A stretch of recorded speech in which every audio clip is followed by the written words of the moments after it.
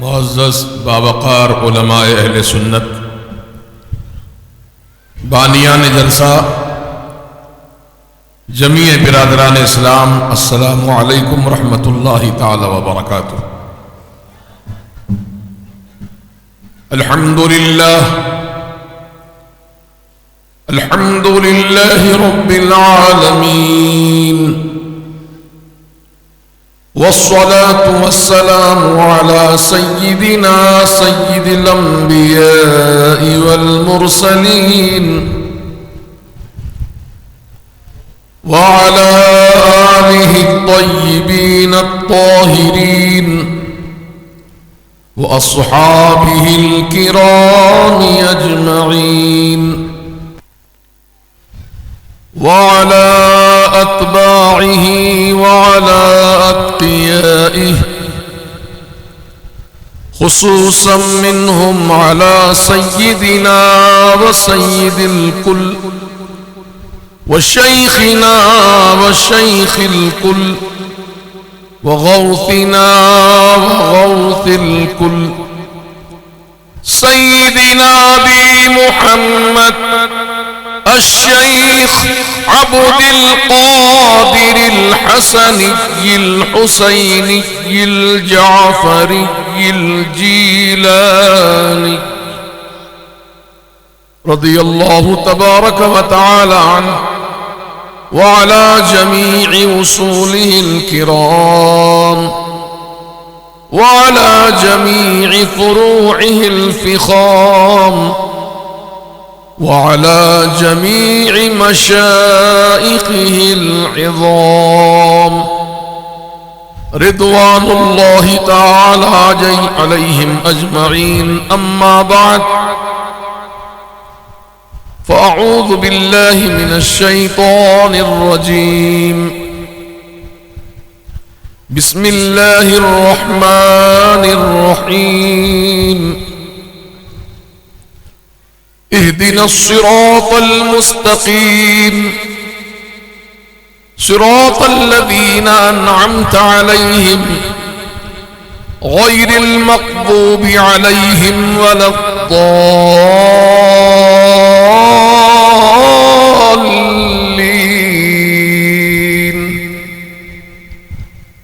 صدق الله العظيم وبلغنا رسوله النبي المتين الأمين الكريم. بادہ توحید کے متوالو، شمع رسالت کے پروانوں، غوث و خواجہ و رضا کے دیوانوں،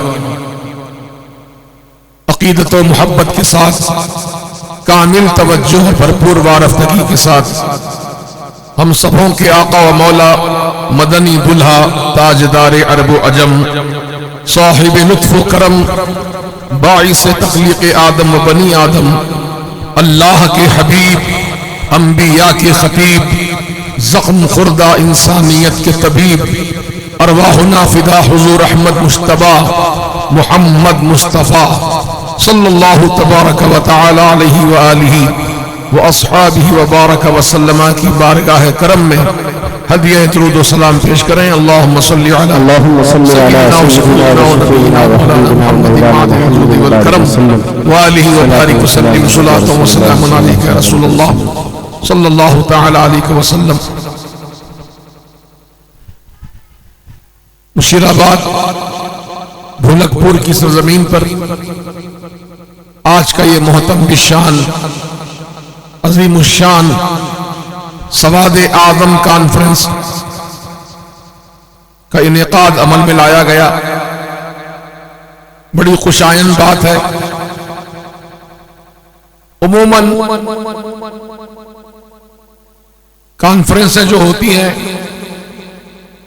وہ مختلف عنوان پر رکھی جاتی ہیں،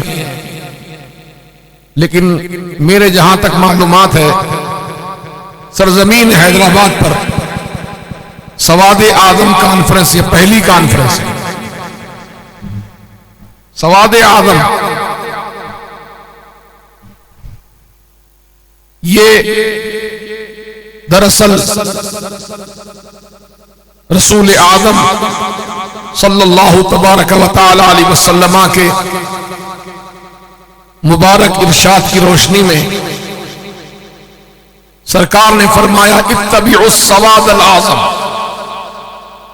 اتبعوا السواد العظم۔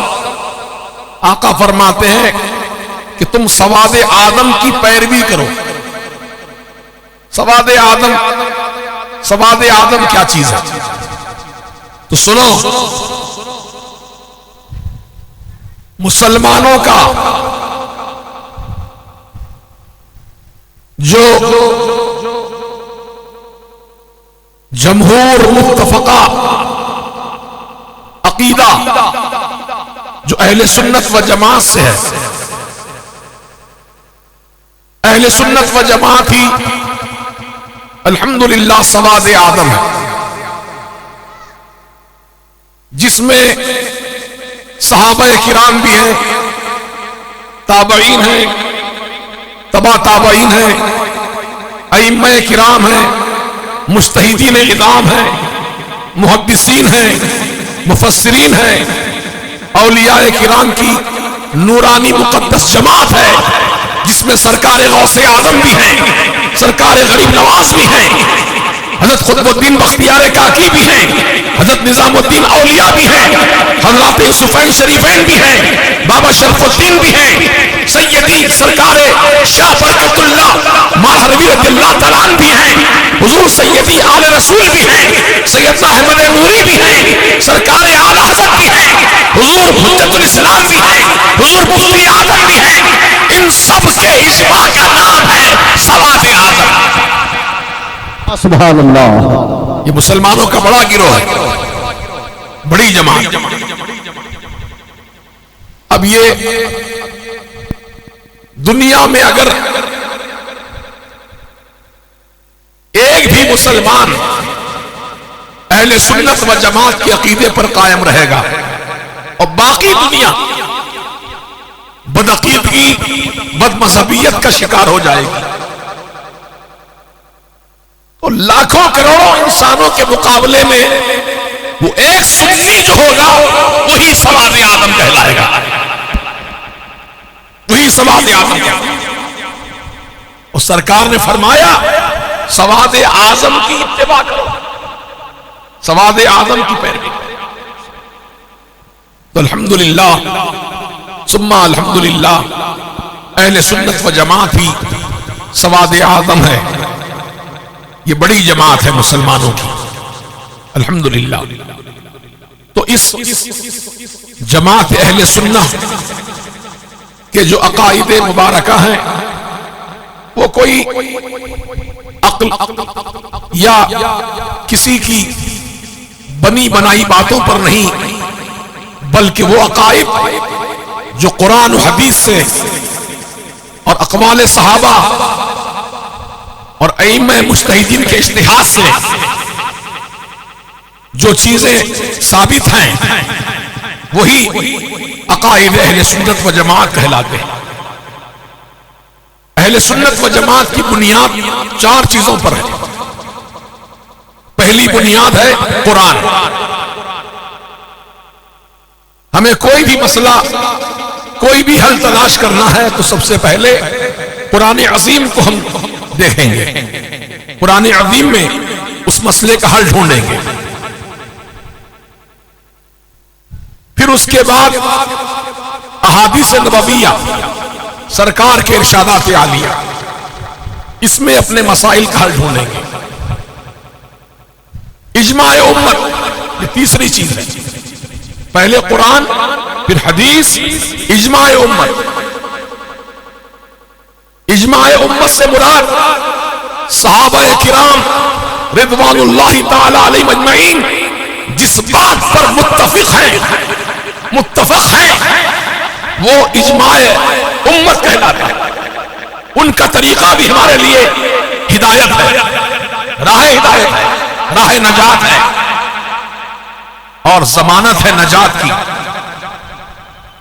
پھر اس کے بعد چوتھے نمبر پر ہے قیاس، یعنی ائمہ کرام، امام اعظم ابو حنیفہ، امام شافعی، امام احمد بن حنبل، امام مالک، رضوان اللہ تعالی علیہم اجمعین کے مستنبط جو مسائل ہیں شرعیہ فقہ سے متعلق، ان ائمہ کرام کی میں سے کسی ایک کی پیروی کرنا لازمی اور ضروری ہے۔ تو معلوم ہوا کہ ہماری ہدایت کے 4 سامان: قرآن، حدیث، اجماع امت اور قیاس۔ اب جو لوگ اہل حدیث ہیں وہ کہتے ہیں کہ ہمیں حدیث کافی ہے، ہمیں کسی اور اجماع امت کی یا قیاس کی حاجت نہیں ہے۔ تو محترم دوستو، حاجت ہے، حاجت ہے، رہے گی، کیونکہ قرآن تو اللہ تعالیٰ کے علم کا ایک سمندر ہے، بحر ذخار۔ ہماری آپ کی رسائی اس کی گہرائی تک نہیں ہے۔ قرآن میں جو رموز و اسرار ہیں ہم ان کو نہیں پا سکتے جب تک کوئی رہبر، کوئی رہنما ہماری اس معاملے میں رہنمائی نہ کرے۔ جیسے کہ سیدنا ابو بکر صدیق رضی اللہ تعالیٰ عنہ فرماتے ہیں کہ اگر میرے اونٹ کی رسی گم ہو جائے، اونٹ کی رسی گم ہو جائے تو میں قرآن سے تلاش کر لیتا، قرآن سے تلاش کر لیتا۔ اب یہ صلاحیت تو سب میں نہیں ہے، یہ سیدنا صدیق اکبر کا حصہ ہے۔ تو جب تک کوئی رہنمائی کرنے والا نہ ہو اس وقت تک ہم قرآن کو صحیح معنی میں نہیں سمجھ پاتے۔ اب قرآن کو سمجھنے کے لیے احادیث مبارکہ ہیں، قرآن کی تشریحات پوری احادیث میں موجود ہے، لہذا احادیث مبارکہ کو بھی سمجھنا، جاننا ضروری ہے۔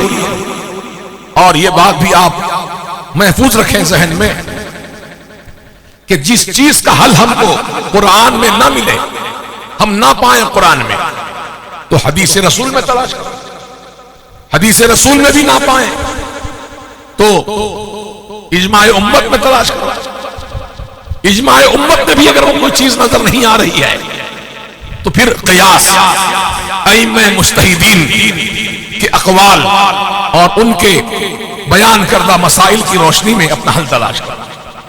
یہ 4 بنیادیں ہیں ہماری۔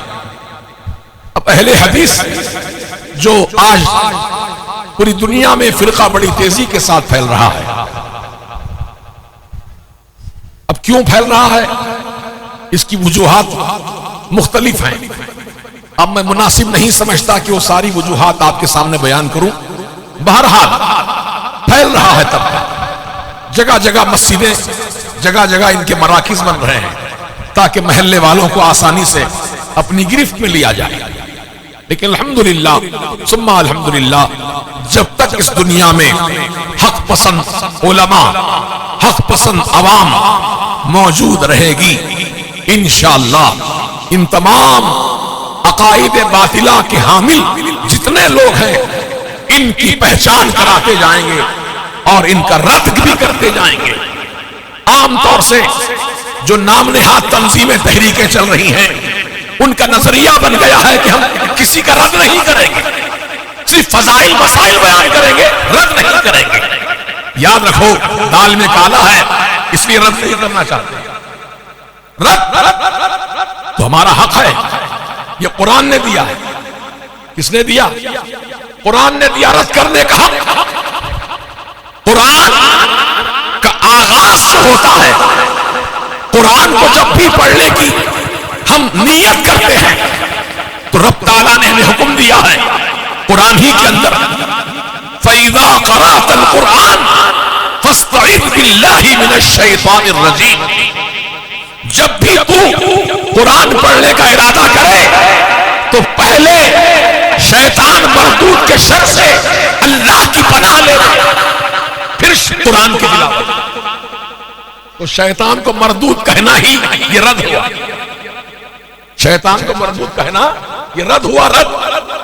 پھر اللہ نے ایک مقام پر فرمایا فَمَن يَكْفُرْ بِالطَّاغُوتِ وَيُؤْمِن بِاللَّهِ، جو طاغوتی قوتوں کا انکار کرے وَيُؤْمِن بِاللَّهِ، پھر اللہ پر ایمان. پہلے رد ہے پھر اس بات ہے. کلمہ بھی دیکھیے ہمارا کیسا کلمہ ہے. لا سے شروع ہوتا ہے. لا کے معنی نہیں، پہلے نہیں. کون نہیں؟ لا الہ، کوئی معبود نہیں الا اللہ. یہ اس بات ہے مگر اللہ کے سوا کوئی معبود نہیں. رد ہوا نا کلمے میں. تو جو لوگ پتھروں کو اپنا معبود بنا لیے، درختوں کو اپنا معبود بنائے ہیں، کسی سانپ کی پوجا ہو رہی ہے، کہیں بچھو کی پوجا ہو رہی ہے، کہیں بہتے دریا کی پوجا ہو رہی ہے، کہیں چڑھتے سورج کی پوجا ہو رہی ہے، کہیں چاند کی پرستش ہو رہی ہے، کہیں ستاروں کی پرستش ہو رہی ہے، کہیں آنکھ کی پوجا ہو رہی ہے. تو یہ تمام جو لوگوں نے اپنی مرضی سے جو اپنے خدا ٹھہرا لیے ہیں، معاذ اللہ معبودان باطل ہیں، تو سب سے پہلے ہم کلمہ پڑھنے والے مسلمان ان تمام معبودان باطل کا پہلے ہم رد کرتے ہیں. لا الہ، کوئی معبود نہیں الا اللہ مگر اللہ. سبحان اللہ. نعرہ تکبیر، نعرہ رسالت، فیضان اعلی حضرت حضور شہباز دکن. تو رد کرنا ضروری ہے. بولیے اعلی حضرت عظیم البرکت مجدد دین و ملت امام عشق و محبت نے فرمایا کہ رد بدعقیدوں کا رد کرنا یہ مسلمانوں پر فرض اعظم ہے، بڑا فرض ہے. کیونکہ آپ جب تک غلط کو غلط نہیں بولیں گے صحیح ثابت کیسے کر پائیں گے.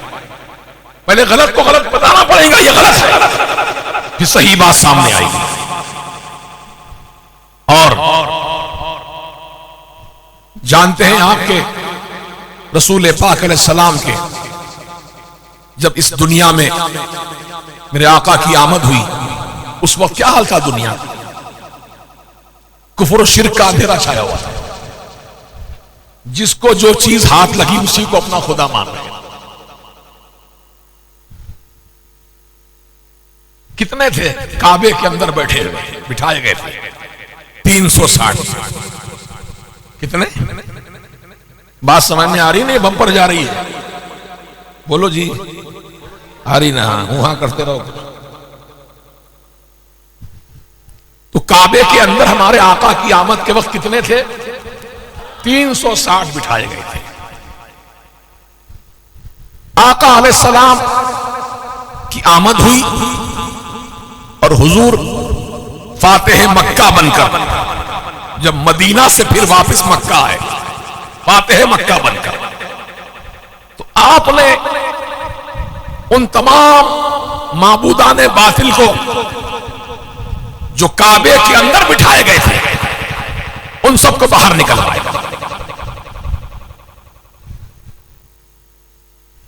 کعبے کو صاف کیا، پاک کیا. کعبے کے اندر تصویریں بنی تھیں، ان تصویروں کو مٹایا. تو معلوم ہوا کہ اسلام میں تصویر جائز نہیں ہے. بولیے ہاں کچھ تو کرو یار، جائز ہے. حضور نے مٹوا دیا. وہ تصویر بھی کس کی تھی؟ سیدنا ابراہیم علیہ السلام کی. اس تصویر کو مٹایا میرے آقا نے، جو آپ کے جد کریم کی تصویر ہے، کعبے کے اندر بنی تھی، مٹا دیا اس کو. آج جو لوگ نام نہاد مصلح قوم کہلاتے ہیں، مفکر اسلام کہلاتے ہیں، بڑے دانشور کہلاتے ہیں، صوفی باصفا کہلاتے ہیں، نہ جانے کیا کیا کہلاتے ہیں، تصویروں کے دیوانے، فوٹو کے بغیر کوئی کام نہیں ہوتا ان کے پاس. اور یہ بریلی کی اعلی حضرت کا مزاج ہے جو حدیث پاک کی روشنی میں آپ نے اپنایا اور امت محمدیہ کو یہی پیغام دیا کہ اسلام میں تصویر حرام ہے. سبحان اللہ. اور وہی چلا رہا ہے سلسلہ. ہم مسلک اعلی حضرت کے ماننے والے ہیں الحمدللہ. اور مسلک اعلی حضرت میں سختی کے ساتھ پابندی ہے حدیث پاک کی روشنی میں کہ تصویر کھینچنا کھنچوانا یہ جائز نہیں. اب بتائیے جو لوگ شہرت کے بھوکے ہوتے ہیں، یہ بات بتا رہا ہوں میں آپ کو سنیے، جو شہرت کے چاہنے والے انانیت پسند ہوتے ہیں، اپنی واہ واہ کروانا، اپنی پہچان کرانا، اپنی پہچان کون ہے آپ؟ پہچان اللہ رسول کی کراؤ، پہچان قرآن و حدیث کی کراؤ، پہچان تعلیمات اسلام کی کراؤ. تم کون ہو جو اپنی پہچان کرانا چاہتے؟ اگر تم اپنی پہچان کرانا ہی مقصود ٹھہرا چکے ہو، مطلوب تمہارا یہی ہے، تو یاد رکھو پہچان تو ہو جائے گی لیکن آخرت میں کوئی حصہ نہ ہوگا. آخرت میں کوئی حصہ نہ ہوگا. فما لہ فی الآخرۃ من خلاق.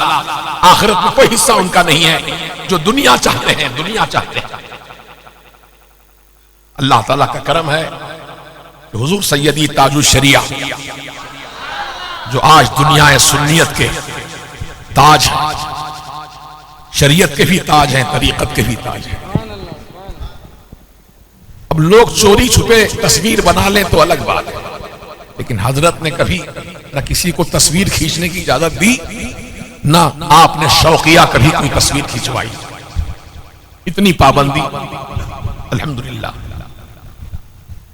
اگر ہمارے مسلک اعلی حضرت کے ماننے والے علماء انانیت پسند، شہرت پسند ہوتے نا، تو روز اخبار میں تصویر چھپتی ان کی، روز میڈیا میں نظر آتے. لیکن الحمدللہ کبھی ان کی تصویریں نہیں چھپتی ہیں. ہاں کوئی چوری چھپے اتار کر چھاپ دے وہ الگ بات ہے، لیکن ان کی مرضی سے نہیں چھپتی، کیونکہ وہ جانتے ہیں اللہ اور اس کے رسول کی مرضی کیا ہے. تو جو لوگ اپنے آپ کو مصلح قوم بتا رہے ہیں، مفکر اسلام کہلا رہے ہیں، یہ کون سے اسلام کی فکر عام کرنا چاہتے ہیں؟ اسلام میں تو یہ ہے کہ تصویر نہ کھنچوائی جائے. آپ کون سے طریقے پہ عمل پیرا ہیں؟ کس کے طریقے پہ عمل پیرا ہیں؟ بہرحال آج ہماری گفتگو کا عنوان یہی ہے کہ مسلمانوں کا جو سب سے بڑا گروہ ہے وہ اہل سنت و جماعت ہے. اور اہل سنت و جماعت کے عقائد حقہ جو ہیں وہ قرآن سے بھی ثابت ہیں، حدیث رسول سے ثابت ہیں، اجماع امت سے ثابت ہیں، اور ائمہ کرام کے اجتہاد کی روشنی میں ثابت ہیں. اب ایک مثال میں دینا چاہتا ہوں. اکثر کہتا ہوں کہ جو لوگ یہ کہتے ہیں کہ ہمیں قرآن حدیث کافی ہے، اجماع امت کی ضرورت نہیں ہے، ائمہ کرام کی بھی ہمیں حاجت نہیں ہے، ہمیں بس قرآن حدیث کافی ہے، ان سے ایک سوال کرنا چاہتا ہوں. وہ سوال اس سے پہلے بھی کیا جا چکا ہے لیکن آج تک کوئی اس کا جواب نہیں لا سکے. الحمدللہ سوال بھی ہم ہی نے کیا اور جواب بھی ہم ہی نے دیا. انہیں علماء اہل سنت ان کے پاس کا جواب نہیں، لاجواب ہے. وہ سوچ لیں اپنے آپ میں، وہ لاجواب ہے. جو لوگ کہتے ہیں قرآن حدیث کافی ہے. ایک مسئلہ درپیش ہوا. ایک شوہر نے اپنی بیوی سے کہا کہ میں پانی پینا چاہتا ہوں، مجھے پانی پلاؤ. خاتون گئی، پیالے میں پانی لے کر اپنے شوہر کی خدمت میں لے کر آئی، پینے کے لیے دیا. اس شوہر نے اچانک کہا کہ اگر یہ پانی میں پیوں گا تو تجھ پہ طلاق واقع ہو جائے گی. اپنی بیوی سے کہہ رہا ہے میں پیوں گا اگر یہ پانی تو تجھ پہ طلاق واقع ہو جائے گی. اگر تو پیے گی، میں نہ پیوں گا تو پی لے گی تو تیرے پینے سے بھی طلاق واقع ہو جائے گی. اگر کسی اور دوسرے کو پلائے گی تو بھی تجھ پہ طلاق واقع ہو جائے گی. اگر یہ پیالے کو تو نے ایسے ہی رکھ دیا پانی بھر کے تو تجھ پہ طلاق واقع ہو جائے گی. اگر تو نے پانی کو زمین پر پھینک دیا تو بھی تجھ پہ طلاق ہو گیا۔ لاؤ اہل حدیث ہو اس کا جواب۔ قرآن حدیث سے دے نا، کیونکہ تم کہتے ہو نا قرآن حدیث کافی ہے، لیکن اہل سنت کے لیے قرآن بھی ہے، حدیث رسول بھی ہے، اجماع امت بھی ہے، اور قیاس بھی ہے، ائمہ کرام کا اجتہاد۔ ہم یہ چار چیزوں کے ماننے والے ہیں، تم صرف دو کے ماننے والے ہیں، تو لاؤ ان دونوں کا، دونوں قرآن حدیث کے ذریعے سے کوئی جواب پیش کرو، اس مسئلے کا حل لاؤ۔ ایک مرد نے اپنی عورت سے کہہ دیا ایسا، پانی میں پیوں گا تو طلاق، تو پیے گی تو طلاق، کسی اور کو پلائے گی تو طلاق، پانی کو رکھ دے گی تو طلاق، پھینک دے گی تو طلاق، کیا کرنا بتائیے؟ الحمدللہ ثم الحمدللہ، یہ واقعہ سیدنا امام اعظم ابو حنیفہ رضی اللہ تعالیٰ عنہ کے دور مبارک میں ہوا۔ وہ خاتون جس کے ساتھ یہ مسئلہ پیش آیا تھا وہ دوڑتی ہوئی آئی پردے میں سیدنا امام اعظم ابو حنیفہ رضی اللہ تعالیٰ عنہ کی بارگاہ عالیہ میں اپنا معروضہ کیا۔ حضرت نے سن کر فرمایا کہ پریشان مت ہو، پریشان مت ہو، تجھ پہ طلاق واقع نہیں ہوگی، جا ایک کام یہ کر کہ کوری چادر لے، کوری چادر نہیں، چادر، اس کے کنارے پانی میں ڈبوتی جا، چادر میں پانی جذب ہو جائے گا، چادر پانی کو کھینچ لے گا، پھر اس چادر کو تو احتیاط سے دھوپ میں سکھا دینا، تجھ پہ طلاق واقع نہیں ہوگی۔ سبحان اللہ سبحان اللہ سبحان اللہ۔ یہ اجتہاد ہے امام آدم کا، یہ امام آدم کا اجتہاد ہے۔ الحمدللہ ہم امام آدم کے بھی مقلد ہیں اور ان کے اجتہاد سے فیض پاتے ہیں۔ سبحان اللہ۔ تو سرکار کے فرمان کا مقصد یہی ہے کہ مسلمانوں کا بڑا گروہ جو مسلمانوں کا گروہ ہے اس جماعت کی تم پیروی کرو، وہ اہل سنت و جماعت ہے۔ الحمدللہ آج مشیر آباد کی سرزمین پر سواد آدم کانفرنس کے نام سے جو اجلاس منعقد کیا گیا ہے، یہ اجلاس اللہ پاک اس کو قبول فرمائے اور کامیابی عطا فرمائے، اور یہاں کی عوام اور جتنے جلسے میں حاضر ہیں یہ پیغام حقہ کو ساتھ لے کر جائیں اور زندگی اسی پیغام حق کے ساتھ گزاریں، انشاءاللہ دنیا اور آخرت میں کامیاب ہوں گے۔ چونکہ میری آواز سے ہی آپ پتہ لگا رہے ہوں گے کہ میری آواز بھی متاثر ہے اور طبیعت بھی بہت متاثر ہے۔ میں تو آج کے جلسے میں آنے سے معذرت کیا تھا، لیکن ہمارے نعیم رضا نے بار بار اصرار کیا کہ تھوڑی دیر کے لیے ہی صحیح آپ آئیے۔ جب ان کا اصرار بہت زیادہ تھا تو میں نے ان کی بات مان لی اور تھوڑی دیر کے لیے ہی میں آپ کی خدمت میں حاضر آیا اور چند باتیں آپ کے سامنے بیان کیا۔ اب تفصیلی خطاب اور مدلل مفصل خطاب ہمارے بھیونڈی سے آنے والے مہمان عالم دین حضرت مولانا یوسف رضا صاحب جو ماشاءاللہ ایک زمانے سے خدمت کر رہے ہیں، بھیونڈی نہ صرف بھیونڈی بلکہ مہاراشٹرا اور دیگر اسٹیٹ میں، دیگر علاقوں میں اور ہندوستان کے باہر بھی خدمت انجام دے رہے ہیں۔ اللہ تعالیٰ ان کے ذریعے سے سنیت کو مستحکم فرمائے، اور یہ بات یاد رکھیے کہ جو اہل سنت و جماعت کے علماء کرام ہیں، اس کی پہچان جو ہے وہ مسلک اعلیٰ حضرتی سے ہوتی ہے۔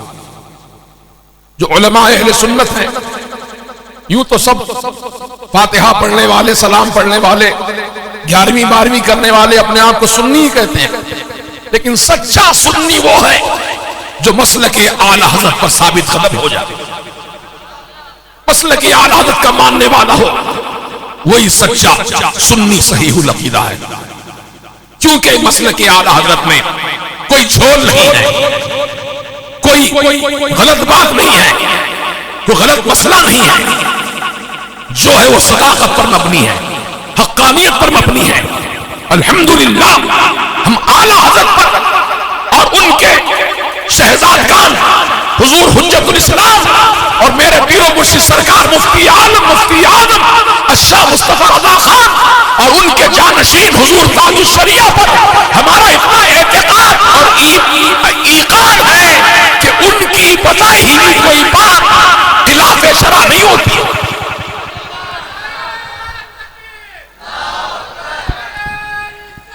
یا رسول اللہ زندہ باد،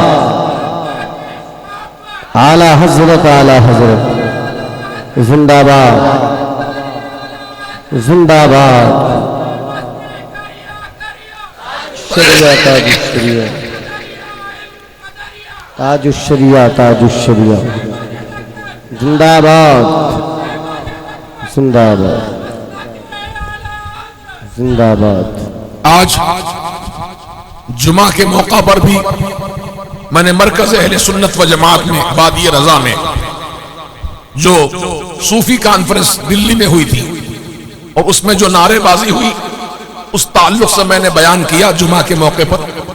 پھر ابھی میں یہ سواد اعظم کانفرنس کے ذریعے تمام مسلمانوں کو پیغام پہنچانا چاہتا ہوں کہ مسلمان صرف اور صرف خدا وحدہ لا شریک کے ماننے والے ہیں، اسی کی بندگی کرتے ہیں، اسی کی عبادت کرتے ہیں، اور ہم اللہ کے پیارے حبیب صلی اللہ تبارک و تعالی علیہ وسلم سے محبت کرتے ہیں۔